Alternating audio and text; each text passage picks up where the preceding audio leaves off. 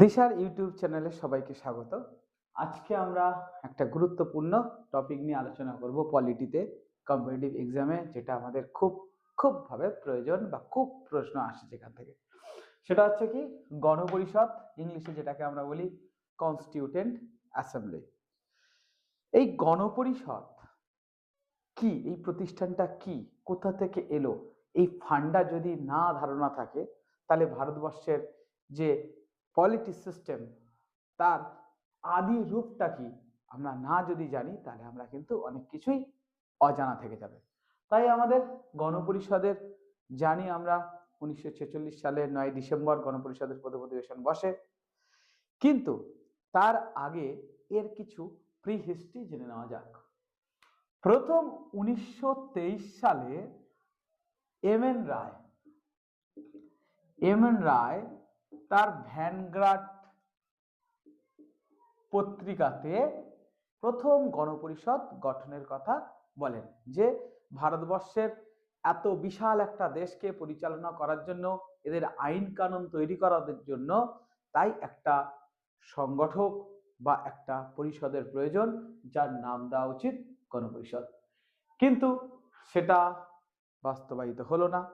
তারপর 1939 সালে গান্ধীজি তোমার হরিজন পত্রিকায় গণপরিষদ গঠনের আবার প্রস্তাব তোলেন, যে গণপরিষদটার প্রয়োজন আছে। কিন্তু ইংরেজ সরকার আমাদের দেশ শাসন করছে, ওদের মর্জি মাফিক তো আমাদের চলতে হবে। ওরা যেদিন তাদের মন দেবে, তারপরেই আমরা গণপরিষদটা তৈরি করতে পারবো। কিন্তু আস্তে আস্তে ইংরেজ সরকার পাকে পড়তে শুরু হলো। 1939 সালে আমরা জানি দ্বিতীয় বিশ্বযুদ্ধ শুরু হয়। দ্বিতীয় বিশ্বযুদ্ধে 1939 সালে যখন শুরু হয়েছিল, ন্যাচারালি ইংল্যান্ডও এই যুদ্ধে জড়িয়ে গিয়েছিল। সেখানে যখন ইংল্যান্ডের অবস্থা খারাপ বুঝে, এবার ভারতীয়দের সমর্থন প্রয়োজন, ভারতীয়দের সমর্থন ছাড়া দ্বিতীয় বিশ্বযুদ্ধে ইংল্যান্ডের সাফল্য লাভ করা প্রায় অসম্ভব ব্যাপার হয়ে যাচ্ছে। তখন 1940 সালে 8 আগস্ট লিনলিথগো আগস্ট প্রস্তাব দিল, যে আগস্ট প্রস্তাবে প্রথম ইংরেজ সরকার মেনে নিল যে একটা গণপরিষদ গঠন করা হবে। তারপরে ক্রমাগত চলতে থাকলো, দ্বিতীয় বিশ্বযুদ্ধ হয়ে গেল। অফিসিয়ালি 1946 সালের ক্যাবিনেট মিশনে 1946 সালের ক্যাবিনেট মিশনে গণপরিষদ গঠন হবে অফিসিয়ালি জানিয়ে দিল ব্রিটিশ সরকার। যার রেসপেক্টে 1946 সালের 9 ডিসেম্বর গণপরিষদের প্রথম অধিবেশন বসলো। গণপরিষদের প্রথম অধিবেশনে সভাপতিত্ব করলো অস্থায়ী হিসাবে সচ্চিদানন্দ সিনহা 9 ডিসেম্বর। তার ঠিক দুদিন পরে 11 ডিসেম্বর 1946 সালে ডক্টর রাজেন্দ্র প্রসাদ ভারতবর্ষের প্রথম গণপরিষদের স্থায়ী সভাপতি হলো। এগুলো গেল আমাদের গণপরিষদের ইতিহাস। কিন্তু গণপরিষদটা করবেটা কি, কনস্টিটিউয়েন্ট অ্যাসেম্বলি কি কাজ করবে? এই যে আমরা দেখছি বর্তমানে যে ভারতের সংবিধান, বিশাল জটিল একটা সংবিধান, সারা পৃথিবীর মধ্যে একটা বৃহত্তম সংবিধান, এই সংবিধানের তৈরি করলো কারা? এই হচ্ছে গণপরিষদ। গণপরিষদের কাজই হলো যে ব্রিটিশ সরকার যখন ভারতবর্ষ থেকে চলে যাবে, চলে যাওয়ার পর এত বড় একটা ভারতবর্ষ, যেখানে প্রায় 33 কোটি মানুষ বসবাস করছে, সেই 33 কোটি মানুষ কি নিয়ম নীতির মাধ্যমে চলবে, তাদের নিয়ম যে রূপরেখা তৈরি করার জন্য ভার পড়লো গণপরিষদের উপর।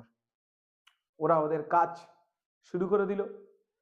এইবার গণপরিষদ 1946 সালের 9 ডিসেম্বর গণপরিষদের প্রথম অধিবেশন বসে এবং শেষ অধিবেশন বসেছে 1950 সালের 24 জানুয়ারি, যেটা বলা হয় গণপরিষদের শেষ অধিবেশন, যেখানে টোটাল এই যাত্রাপথে 11টা অধিবেশন হয়।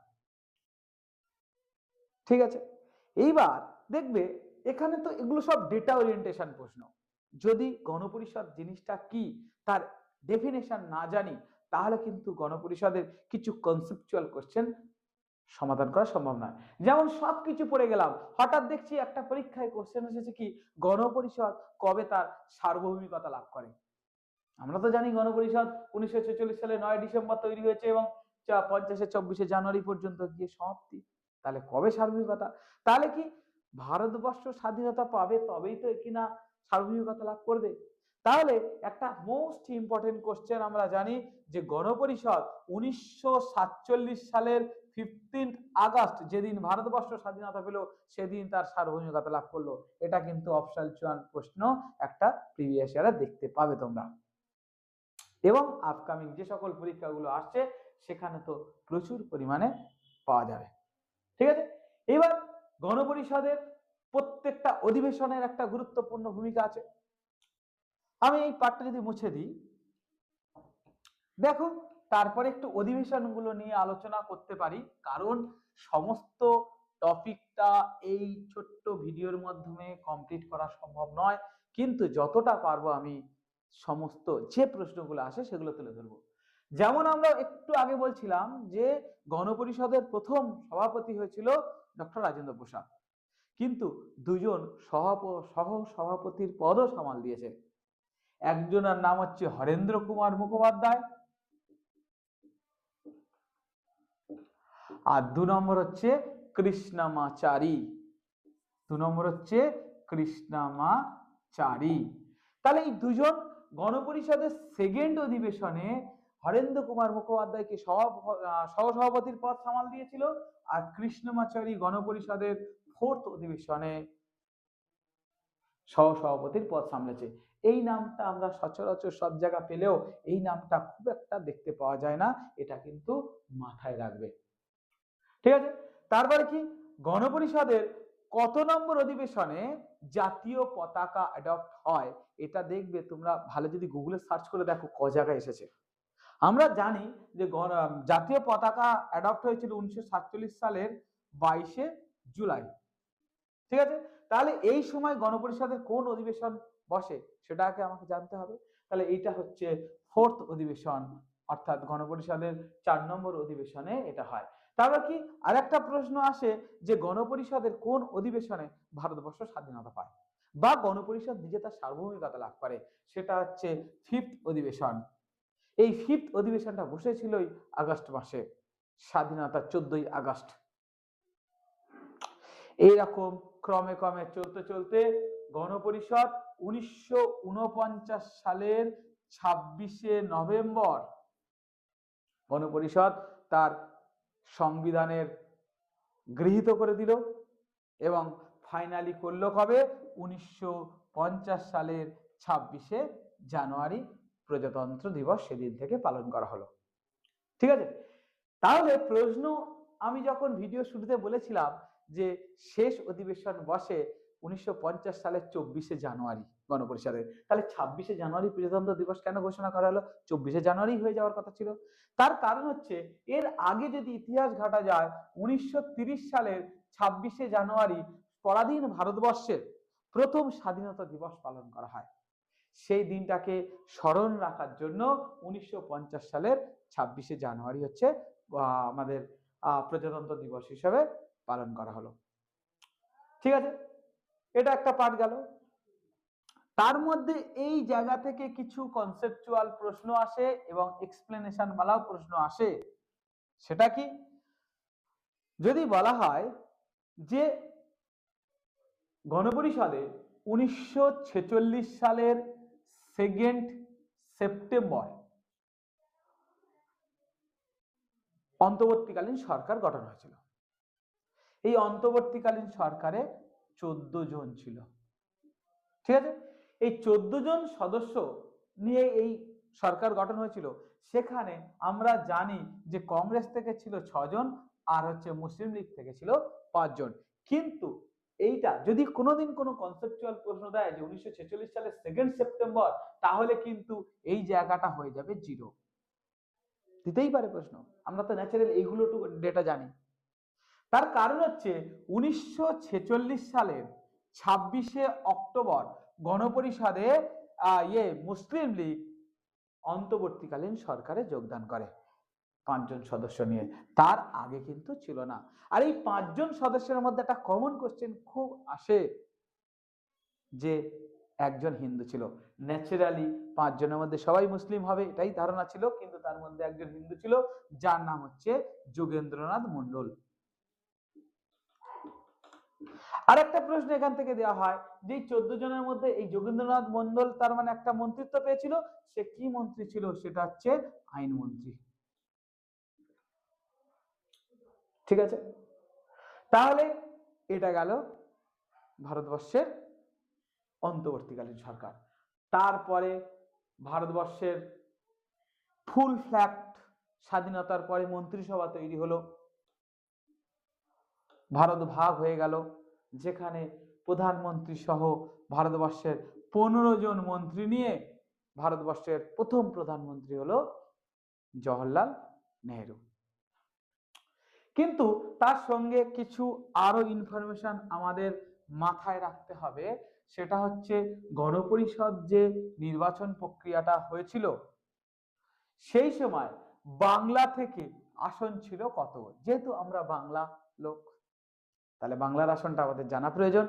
আর তার একটা বড় কারণ হচ্ছে বাংলায় সবচেয়ে বেশি সিট ছিল 60টা। সেকেন্ড পজিশনে ছিল আমাদের ইউপি, যেখানে সিট ছিল 55। বাংলার মধ্যে 27 প্লাস 33 অর্থাৎ মুসলিমদের জন্য 33টা আসন রিজার্ভেশন ছিল, যেটা কিনা গোটা ভারতবর্ষের মধ্যে প্রথম। আর একটা এমসিকিউ আমরা মাঝে মধ্যেই পাবো, সেটা হচ্ছে ওড়িশা থেকে নো মুসলিম রিজার্ভেশন, অর্থাৎ ওখানে কোনো মুসলিমদের জন্য সংরক্ষণের ব্যবস্থা ছিল না। ঠিক আছে, এই প্রশ্নটা আমরা পাবো। এইবার দেখে নিই আমরা, যেহেতু সেই সময় ভারতবর্ষের দুটো রাজনৈতিক দল ক্ষমতায় রয়েছে, একটা হচ্ছে কংগ্রেস আর তার সঙ্গে প্রতিপক্ষ বলো বা প্যারালালি ছিল মুসলিম লীগ।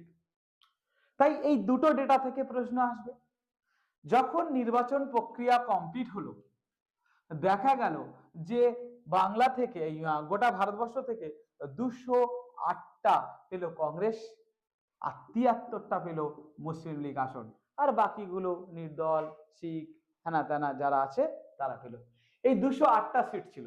অনেক সময় অপশনে দেখবে 208টা না থেকে সেই জায়গাটা হয়ে যাবে 192টা। তার মানে বুঝতে হবে এটা হচ্ছে দেশ ভাগ হয়ে যাওয়ার পর। দেশ যখন ভাগ হয়ে গেল, তাহলে 208টা আসন থেকে কমে হয়ে গেল 192টা কংগ্রেসের, আর 73টা আসন থেকে কমে হয়ে গেল কত? 29টা আসন। ঠিক আছে, তাহলে এই সকল ডেটাগুলো মাথার মধ্যে পাটে পাটে ভরে রাখতে হবে। এবার গণপরিষদ টোটাল কাজ কমপ্লিট করে ওরা প্রায় 65 লক্ষ টাকা খরচ করে ভারতবর্ষের সংবিধান তৈরি করলো, এবং দেরাদুনের জঙ্গল কেটে সেই গাছ থেকে কাগজ তৈরি হলো, এবং সেই কাগজ থেকে সংবিধান রিটেন হলো। আমরা জানি সংবিধানের প্রচ্ছদ যে কিনা অলঙ্কিত করেছিল নন্দলাল বসু, এবং এই সংবিধান এখনো পর্যন্ত একটা হিলিয়াম পূর্ণ গ্যাস জারে সংরক্ষিত করে রাখা আছে। 65 লক্ষ টাকা খরচ করেছে, প্রায় 60টা দেশের সংবিধান থেকে কপি করে ভারতবর্ষের একটা বৃহত্তম জটিল সংবিধান তৈরি করেছে। কিন্তু 60টা দেশের সংবিধান থেকে কপি করলেও মাত্র ম্যাক্সিমাম অর্থাৎ প্রায় 70% ভারতবর্ষের সংবিধানের জিনিস 1935 সালের ভারত শাসন আইন থেকে আসে। ঠিক আছে, 1935-এর, আর বাকি 30% হচ্ছে এই সংবিধান থেকে। তাহলে আমাদের একটা কাজ ওরা মুখস্থ করানোর জন্য বাড়িয়ে রাখলো। এই 60টা দেশের যে টপিকগুলো নেওয়া হয়েছিল, যেমন আমাদের জানি জরুরি অবস্থা এসেছে ভাইমার প্রজাতন্ত্র অর্থাৎ জার্মানের সংবিধান থেকে, তারপর নির্দেশমূলক নীতি এসেছে আয়ারল্যান্ডের সংবিধান থেকে, সুপ্রিম কোর্টের গঠন জাপান থেকে, সুপ্রিম কোর্টের ফাংশন ইউএসএ থেকে, অর্থাৎ বিচার ব্যবস্থা। এইসব ডেটাগুলো আমাদের কিন্তু মাথায় আস্তে আস্তে ভরতে হবে। সেটা কিভাবে? সেটা তার সমস্ত ভিডিও দেখা সম্ভব নয়, তার জন্য তোমাদেরকে রেসপেক্টিভ ভালো বই কিনতে হবে, বই পড়তে হবে। আমি একটা গণপরিষদ সম্পর্কে একটা জাস্ট সম্যক ধারণা দিলাম। যদি তোমাদের মনে হয় ভালো লাগে যে এই ভিডিওটাকে হেল্প নিয়ে টেক্সট বই পড়াশোনা করবে, আশা করি তোমাদের ভিডিওটাও ভালো লাগবে এবং টেক্সট বই পড়তেও ভালো লাগবে। যদি এমন ভিডিও ভালো লাগে, আমি একে একে করে সংবিধানের বিভিন্ন চ্যাপ্টারগুলো ডিসকাস করব এবং তোমাদের মুখস্থ করাতে এবং বই পড়াতে আমি হেল্প করব। এটা যেন ভেবে রেখো না যে এই ভিডিও দেখেই সমস্ত কোশ্চেন কমন আসবে। টেক্সট বই পড়ো, দেখবে সমস্ত প্রশ্ন কমন। হ্যাঁ, একটু ফান্ডা বুঝিয়ে দেওয়ার জন্য এই ভিডিওটা তোমরা হেল্প হিসেবে নিতে পারো। Thank you.